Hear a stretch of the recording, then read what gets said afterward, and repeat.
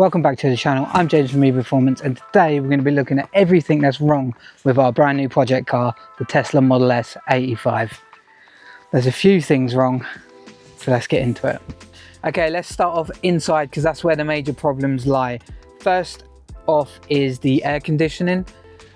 It's just not blowing out cold air, so we need to get that serviced and looked at. Second thing, which is quite annoying, is we don't have any door speakers or rear speakers or a sub playing. All we have currently is underneath the windscreen, so that is something we need to investigate. I have no clue what's going on there. And thirdly, and probably the most important, is our MCU, which is our media control unit in the center here, is leaking. I've never seen it before in my life, but it's currently leaking like LCD fluid. So big problem that, because we don't want that to stop working, because then we can't drive the car. So this is currently the Gen 1 MCU. You've got two options with this. We could upgrade it to like for like and get another Gen 1 MCU, or we can get the upgraded version. Now the upgraded version will give us over-the-air updates again. It will also give us stuff like Netflix for when we're charging. It's also faster. It's probably the better option, so we're going to look into that. I have seen that if you upgrade, you have to then pay an additional cost to get FM radio and DAB radio, but that's not a huge problem. So to upgrade is going to cost us, I think it's 1,400 or 1,700 with the radio. So we're going to look into that and see where we're going to go with it, but it's probably the first thing that we address with this car. But other than that, inside everything is working. Even the sunroof, we're able to open and close it, no problem. There's no leaks coming from it.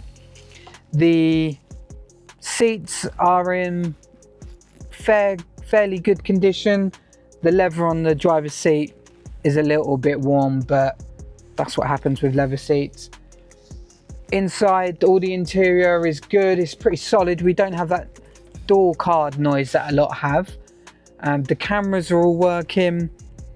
The auto steer, autopilot, that's all working.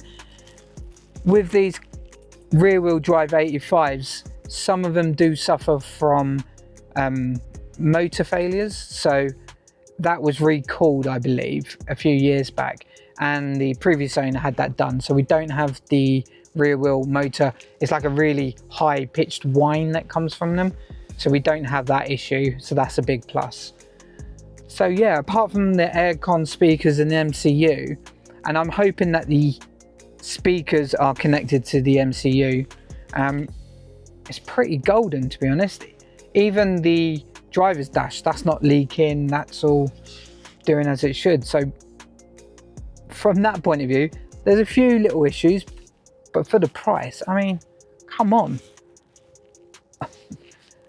I think I've struck gold, I really do. So yeah, some things though that we do want to sort out, and I'm going to go outside and show you what I mean.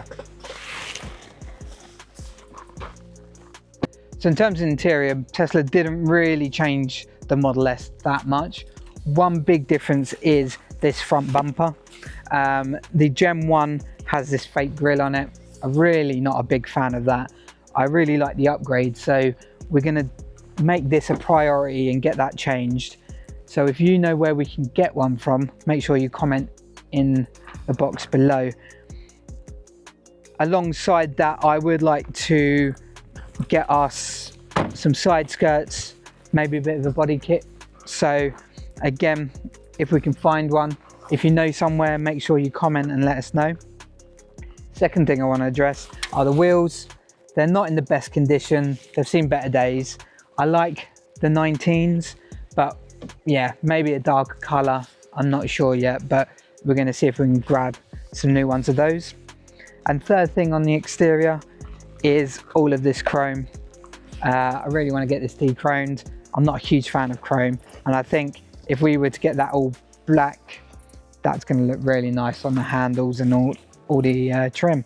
But other than that, the more I look at it and the more Lottie looks at it, I actually really quite like the look of it. So yeah, not much to kind of change on the outside, but I think the body kit will make a huge difference. Let me know in the comments of what you reckon. Let's go back inside and talk about the drive. Okay, so inside, as I mentioned, it's pretty mint and there's nothing we really need to touch, but what's the fun in that? Come on, we need a few retro mods. So first things first is we're going to address the lack of cup holders in this car. Currently there's only 2, which sits in this central armrest, but they're covered up when we use the sliding mechanism. So what I'm proposing is a retrofit by taking some of the central console here and placing 2 cup holders, a wireless phone charging, and some like hidden storage. So that will kind of address that, so I can have 4 cups of tea when I'm on a long journey. Second, which is going to be hugely controversial, and Lottie is dead against this, but I think it will make this car look amazing. I want to change this steering wheel into a yoke steering wheel. What do you reckon? Put down in the comments below if I should get a yoke steering wheel for this car. Now, I don't know whether there is any out there, but I think it would look absolutely awesome. So yeah, drop a comment if you reckon I should do it or not. I hope you all say yes, because Lottie says no, but I think it'll look really good. Okay, let's talk about the drive. So this car's cost me £5,750, which is insane.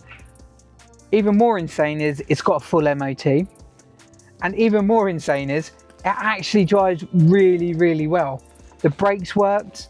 It went like about out of how like you expect a Tesla Model S to drive. It charged up to 100% for us. We also went to a Tesla supercharger and worked no problems at all.